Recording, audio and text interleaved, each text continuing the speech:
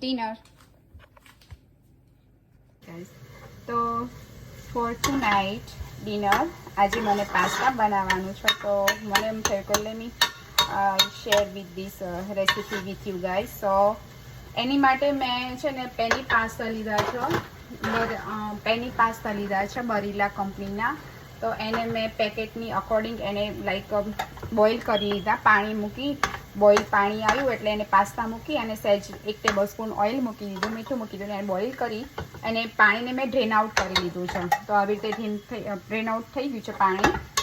અને હવે અહીંયા મેં વેજીટેબલ માટે 1 ટેબલ સ્પૂન ઓલિવ ઓઇલ મૂકી દીધું હતું અને એની અંદર બધા મિક્સ વેજીટેબલ મેં મૂકી દીધા. તમે તમારી ચોઈસના એની અંદર વેજીટેબલ મૂકી શકો છો, પણ મને તો આટલા જ અમને લોકોને પસંદ આવે છે એટલે આટલા જ મૂક્યા છે. તો હવે વેજીટેબલ થોડા ક્રિસ્પી થઈ ગયા છે. એને ઓવરકુક નથી થવા દેવાના, ના તો પછી મસી થઈ જશે તો એનો ટેસ્ટ નહીં આવે ગુડ.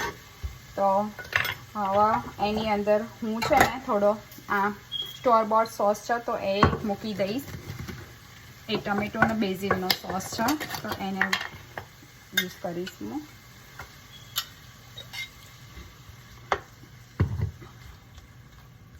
હું બહુ સોસ નથી મૂકતી બિકોઝ બહુ સોસી પાસ્તા નથી ભાવતા, એટલે મેં એને 2 ચમચા જેટલા 2 ચમચા નોટ ચમચા જેટલા સોસ મૂક્યો છે. અને હવે આ પાસ્તા અંદર હું એડ કરી દઈશ અને મિક્સ ઇટ વેલ. અને એની અંદર little bit black pepper add કરીશ. અને બીજું તો તમને નાખવું હોય તો તમે ઇટાલિયન સિઝનિંગ એડ કરી શકો છો. એની અંદર તમે જોઈ શકો છો આવી કાંઈના પાસ્તા અમને ભાવે છે બહુ લાગતા. અને એની અંદર ખાલી હું બ્લેક પેપર એડ કરીશ અને એની ઉપર ચીઝ મૂકી દઈશું.